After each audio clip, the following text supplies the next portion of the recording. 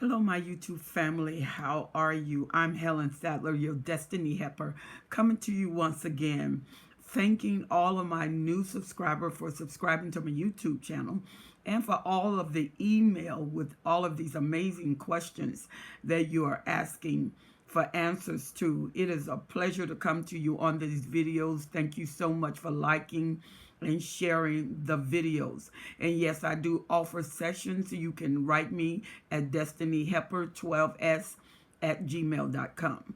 Destinyhelper12s at gmail.com. And we can discuss the preliminaries concerning that. I want to talk to you today about different questions that I've been getting. And I got a tremendous amount of questions, the same questions wanting to know about. Many times we've heard about the supply returning to the narcissist, but what happens when the narcissists keep returning to the supply? What is going on to when the narcissist is returning? So we're calling this the returning narcissist revolving doors. When the narcissist constantly return to you, the narcissist does not return unless there's supply, because the narcissists need supply like you need air. So the narcissists come to you because they know they can. They hoover work. They call, you respond. They email, you respond. And they know even after they have discarded you, it could be for weeks, for months, and sometimes for years. If you notice that each time the narcissists come back, they come back from where they left off. It's like this narcissist has a file with your name on it, all of the occurrences since of the relationship. When they're with you, they know your behavior mode, and everything is specific to you when they return. However, they return to you wanting you to be the same, but you notice that each time the narcissist return, the narcissist has changed, because the narcissist mirrors the supply that they're in, and these mirrors become the habits of their life, the character of their life, the conducts of their life. So you can tell primarily who the narcissist has been with, because he's going to characterize that upon his return. When the narcissist return, you notice that love bombing, each time it gets less and less, shorter and shorter. The only time he pulled out the major guns with golden love bombing is the narcissist can sense that you're getting agitated, that you're getting tired, and you're saying enough is enough. Then the narcissist pull out all guns. Please go to my video about the different types of supply, because this may assist you in knowing what you are providing to the narcissist and how the narcissist view you, because not all supply is sexual. And when the narcissist come to you and you seem like you are the primary source, and I want to talk to the primary source, because the primary source get discarded like all other sources, except the primary source is always in the narcissist's mind, because whether the narcissist is an accountant, a leading politician, or a very renowned public figure, the narcissists want to keep that main supply intact, because the main supply cater to their imagery, and they want to look like they can hold a relationship and be very successful at a relationship, even though they're triangulating or may even have a harem. If you go to my videos about the different kind of supply, you can see the copious supply that some narcissists have, and they have them categorized and organized so they won't forget. But when you're dealing with a lot of supply, sometimes you forget what you're dealing with. So the narcissist return to you because you're a primary supply. The primary supply gets the worst torture, but they are the most secretive supply, because the narcissist want to keep things away from the main supply so he won't disturb, or she won't disturb her forum. And they keep coming back because you are well supplied and fueled. You're like a gas pump, and you cater to the narcissist. You are able to handle the triangulation. You're able to handle the torment. You're able to handle the trauma. So the trauma bonding that the narcissist enforces is very, very, very, very, very tight, and is very connected in your life. When the narcissists keep returning, the narcissist is telling you that he's tearing you down. He's coming back because in order for the narcissist to get the kind of fuel they want, you have to cater to them. You have to administer to them. You have to acknowledge their needs. And the narcissist doesn't care about anybody but themselves. They will dismiss children, family, job, everything that does not cater to the narcissist. So the returning narcissist is telling you he's breaking you down slowly. You're becoming more vulnerable. You're becoming more hungry. And because the narcissist has holes in them that are never filled, that's why they are in constant need of fuel. They never get full. That fuel you gave them, it just leaks out. And like you need fuel to survive, the narcissists need fuel to keep going to these other supply.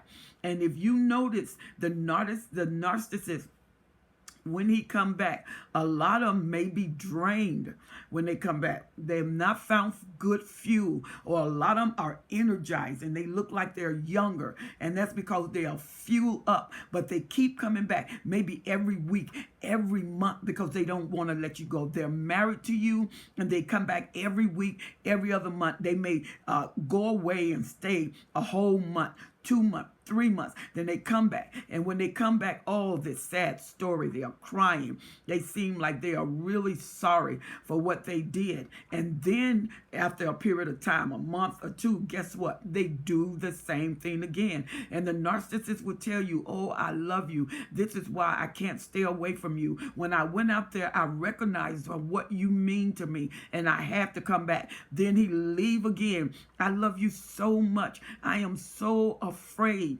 of being in love because I'm afraid you're going to hurt me, but I can't stay away. I come back. Then he goes out again, and the narcissist say, I can't stay away. There's this magnet that keep pulling me back to you because there's nobody like you. I'm weak. I have this weakness. Pray for me.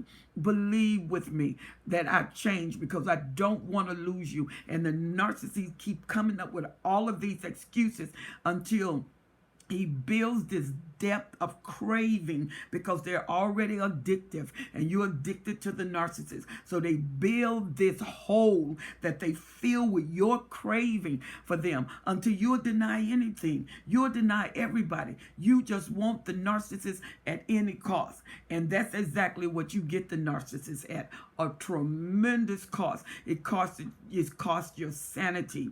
It costs your strength.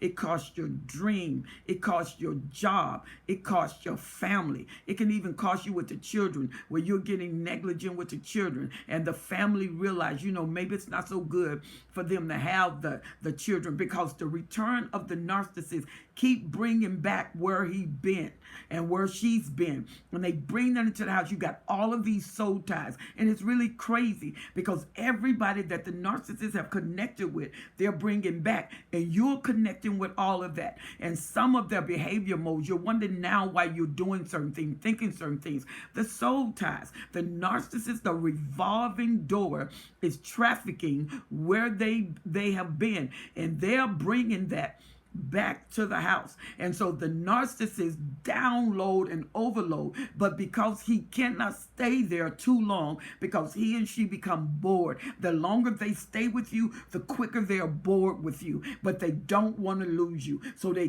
go out and you notice when they go out, some of them are very energetic, coming back in, and some of them, that vulnerable narcissist, is just drained.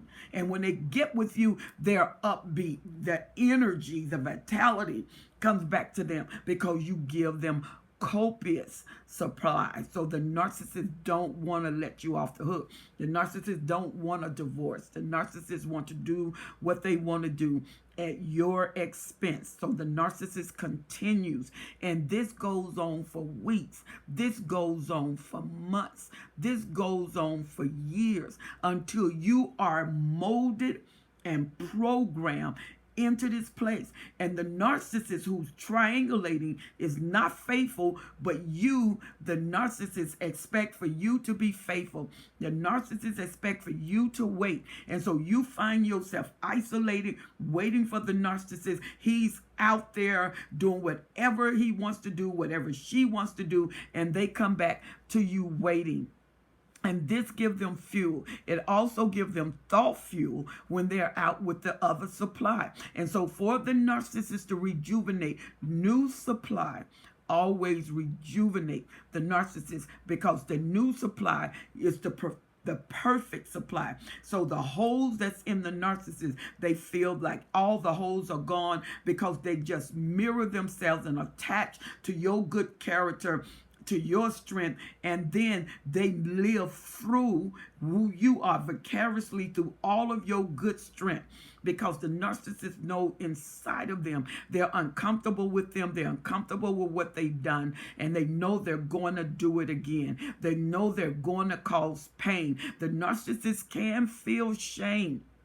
Even though they don't love, they can feel shame and embarrassed, and there's a cause for embarrassing them. And that's why when the narcissists come back and you inquire, what have you been? Where have you been? They go ballistic when they know they can get in there, and you're not quite tired yet. You're not quite done yet. You're really happy that the narcissist is there. So the narcissist may even call you and say, I'm coming back in town. I'm sorry that I didn't contact you. Baby, I just been doing this. I just been going here, and I'm just tired, and I want to come home where I can rest with someone I love, rest with someone that loves me.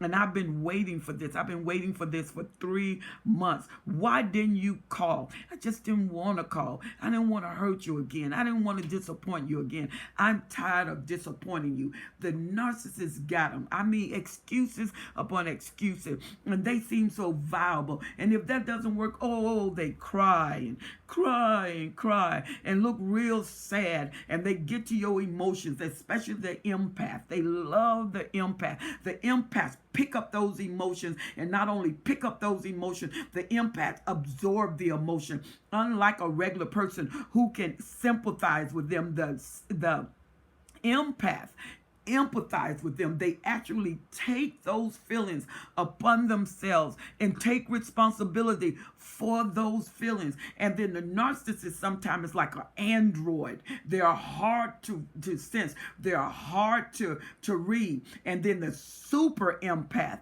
who gets tired, and the super empath want to go supernova because I'm tired of you walking out. I'm tired of you leaving me. I'm tired of feeling this. And if he calls, the super empath feels him and picks up on him. And so now the super empath is frustrated. Their life is stuck, and they're tired of being used. And the supernova does not always go supernova. Someone who goes supernova all the time is in a mental institution. Empath, unless they are using it, because empaths can use their powers for evil. They don't have to use their power for good. They can sympathize and learn what they got and turn it in witchcraft and sorcery, or turn it to evil. So the narcissist knows the power of the empath. And so what he does is he going in and out on the empath. He comes back very carefully. Even a greater narcissist that's dealing with a super empath, who is usually the only one that can handle them, or the upper mid narcissist. But usually it takes the greater narcissist to handle that empath, because they absorb, but there's a price for their absorption, because the empath, when they go supernova, have some of the characteristics of a narcissist, but it takes them so long to bounce back. So if a supernova goes supernova on the narcissist, he leaves and goes so she can bounce back, so she can energize, because a super empath is loaded with energy, because that power that is in them, and they really care who they love. They really care about a narcissist, because he doesn't have the emotional ties of a regular human. A regular human gets stuck. They get absorbed by the empath, and they get hooked on the empath. Well, the narcissists don't get hooked on the empath. So they go supernova, and they almost lose their mind, because it takes them time to get their energy back, to get their focus back. And when they get their focus back, the narcissist is testing the ground, because that empath can handle that narcissist sometime. Not all the time, but a lot of them can. And empaths, super empaths, don't ever underestimate a narcissist, because you are left with your feelings and they don't have them. They're like Android. So be careful with them, and especially the one with the revolving doors, because all the people he's been with, you're picking up on that. You're picking up on all of those emotions. And then what you're trying to do is overthrow all of those emotional by bringing them into a singular form and distributing them to the narcissist. Do you know how much energy that costs? How much energy, super empath, you're expanding, trying to make up for where he's traveled and where he's been with all of those people. It's enough when a regular person got soul ties and their minds are divided. But when an empath pick up that, at least a regular person don't absorb all of those emotions. They sense it, they feel it, and they're subject to. But an empath is an absorber. You're like a sponge dipped in water, and you pick all of that up and have to be squeezed out. Super empaths, be careful with a revolving door narcissist that they keep returning. They will break you down through emotional absorbency, through emotional habitation. You inhabit those emotions and you keep them, and you have to work yourself through all of those different emotions, all of those different mindsets that the narcissists bring, and you wonder why you don't have energy. For an empath not to have energy, it is to mess with them in their very nature, in their very power. You have the gift of mercy. You can feel people. That's why empaths are healers, deliverers. Empaths are exhorters and encouragers, because they take on the weakness, they take on what the person is going through, and they exchange their weakness for strength. And so the empath give their strength and take on people's weakness, where you have to work through what you take on, and then you got to work through what you gave out, because what you give out you got to replenish, and what you take on you have to get rid of. The narcissist knows this, and they travel in and out of the empath's life. It's very hard on the empath, because like the narcissist is different, the empath is different. It's like being superhuman with emotions. And so the empath needs to be very careful with a revolving door narcissist. Many empaths have actually lost themselves and had to go to, it has to be institutionalized, because they lost themselves in the process of taking on all of this. And regular folks, if an empath loses himself, come on, with the narcissist going in and out and traveling in and out, guess what can happen to you? You can lose yourself with a narcissist. The narcissist that goes away, that's not a revolving door, discard you, go away like nothing ever happened, gone 6 months, and now they try to hoover you, and then they've gone 2 years, then they try to hoover you. Can you imagine the narcissist with the revolving door? They leave with the intent of coming back. They are coming back. It ain't no way of you can't keep them there.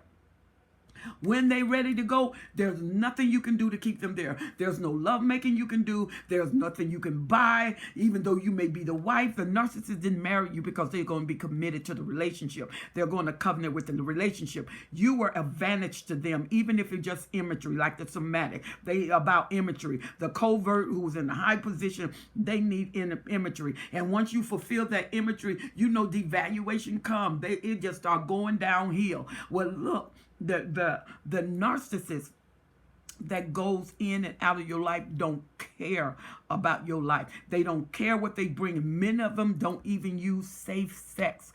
They are risk takers, high risk takers, and they'll bring that back. Some of the narcissists that are bisexual, you may see that narcissist come back. He was male, strong. He come back. He has some feminine gestures, feminine tendencies. And you wonder where that came from. It came from where they've been. They got tracks. You could track them where they've been, not by following them or stalking them. They're going to bring the evidence to the house. Narcissists have a tendency to tell off on themselves the way they live. But you can't keep taking this, because you're breaking down every time you leave and come back. You're losing it every time you leave and come back. You're going deeper in. You're getting more committed. You're getting more desperate. You now got got to the point you longing for them. You're craving for them. It's like you starving until they come back. It's like you can't function until they come back. And they build this program of a cycle, and you live by that cycle. And even if they're gone for 6 months, you don't try to get away.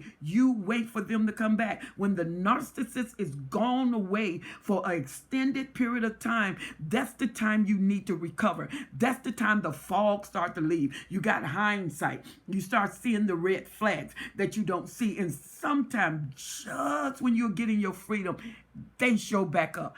Boom, you right back. You got all the triggers. You got all the time. The revolving narcissist is one of the most dangerous because they're trafficking from where they've been back home. And you got all of these displays, all of these spirits sometimes that are coming back in, especially if the narcissist is in witchcraft and in sorcery. And they are building all of these altars against you. And they come in with the altars that they built against you. And you are almost flippant, out of your mind, reasoning out of your mind, in the bed. And it's like something on you. And when you walk around, it's like something over you, something pressing down on you. And you feel like you're losing it. But you haven't made up in your mind. You keep taking them back. And when a revolving door narcissist keep coming back, you have to build yourself where you don't take them back. When the fog start to leave, when you start to get your mindset back, when clarity start to come, the revolving door narcissist gone for a period of time because they start being comfortable in the fact that you let them come back. They start being comfortable in the fact that they can leave and come back. And so they start leaving for more extended periods of time because they know they're going to take me back. I got it under wrap. A narcissist always get overconfident. They always think they got it under wrap. And sometimes the supply come out with a hatchet of surprise. They finally break loose. And because of the trauma, because of the intensity of the trauma, the narcissists think they got it wrapped. This person done had time to get the fog out. They done had 8 months to get the fog out. They done had 8 months to think about the hell that they've been through. They done had 8 months to think about the torture that they've been through with the narcissist. They done had 8 months to reconfirm some things, to confirm who they are, to build who they are, to look at videos and to get stronger, to do research and to get stronger, and they are strong. And the narcissists return to a gray rock individual because they're too terrified to let down their guards. When this happened, the returning, revolving narcissist is no longer the returning, revolving narcissist. They discard and get up out of there. And it may be another year before they hoover you because they can't stand a narcissistic injury. So the revolving door narcissists return to weak vessels. They think you're weak and you really gave up your power. Take your power back. Take your mind back. Take your strength back. Put a lock on the hinge of the door that it only turns one way in and one way out. Is no longer in and out. Is no longer a revolving door. You owe yourself that. And when the narcissists keep coming back every week, that's very difficult. That's not enough time to get rid of the fog. Because you need more time than that. So if the narcissists come back every week, you have to come up with another plan. You got to come up with another plan to strengthen your mind, to get your deliverance, even to a therapist. My daughter, Carmen Bryan, is a licensed therapist. I do sessions. Destiny Helper 12s@gmail.com. Destiny Helper 12s@gmail.com. Or go to my daughter, Dr. Carmen Bryan. Make an appointment. Get some things done for you now. And when it's every week, that's work because you're always triggered and you're always in that addictive stage. The fog is still there. If they're gone for 3 months, it gives you more probability of getting free, of escaping. If they're gone 6 months, the longer they are gone, the more probability you have of healing and going to wholeness. Because some of them actually have the nerve to leave you for a year and show up like they never left. All righty then. We got to get rid of the revolving doors, because you have to live. You have to strengthen yourself. It cannot be chaos inside, or it's going to be chaos outside. And the narcissist is depending on your chaos inside, because they know it's chaos outside. And you are stronger than circumstances. You're stronger than what you've been through. Link up with strength and you will get stronger. We are here and we are available for you. Let's build strength in who you are. Let's stop the revolving door, in or out. I'm Helen Sadler, your Destiny Helper. Don't forget, if you have not subscribed to my YouTube channel, please subscribe, like, and share the page. Those of you who are looking for sessions for me, email me. Leave your number and your email. Those of you who subscribe, please leave your email and email me at destinyhelper12s@gmail.com. destinyhelper12s@gmail.com, because I have a letter of appreciation for everyone that subscribes to my YouTube channel. But when you utilize the YouTube, sometimes the letter doesn't always go through, and therefore I need your personal email to thank you so much for subscribing to my YouTube channel, for taking the time to listen to the videos and sharing and liking the video. I am so grateful. So please write me at destinyhelper12s@gmail.com. I am going to start doing live video. Many of you are asking me, why don't I do live video? Sometimes my schedule doesn't permit me to do live video, and I'm getting extensive letters saying, why don't I do it? So I'm going to try to do it. I won't be able to do it every week, so let's start out with twice a week, and let's Mondays 6 o'clock, or either 7 o'clock. Mondays at 7 o'clock my time, which is Pacific Central Time. I would do live video twice a month on Mondays, and we will build from that. I wished I could do more. Thank you so much for those of you who want the live video. Those of you who are subscribing, keep subscribing to the YouTube channel. Keep liking and share the page. I hope you enjoyed the video, and I am looking forward to seeing you on the next video. I'm Helen Sadler, your Destiny Helper. Have an awesome time. God bless.